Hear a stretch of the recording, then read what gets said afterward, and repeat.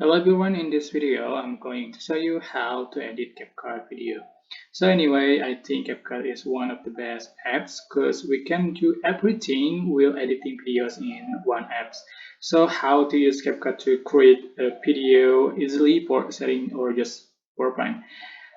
You can just open after you downloaded the CapCut apps and you can click import or add some videos, photos, or audios here, and just drag to make a clip here, and then you can check out the preview panel, and then timeline toolbar picture here, and we can doing how to split clip by this icon, and you can also resize video and mirror video, reverse video, rotate, and you can also add audio, text, stickers, effect, transition, and many more you can getting from CapCut.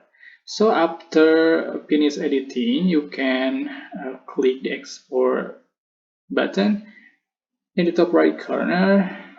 Yeah, and I think this video is especially for those of you who are using CapCut for video editing the first time.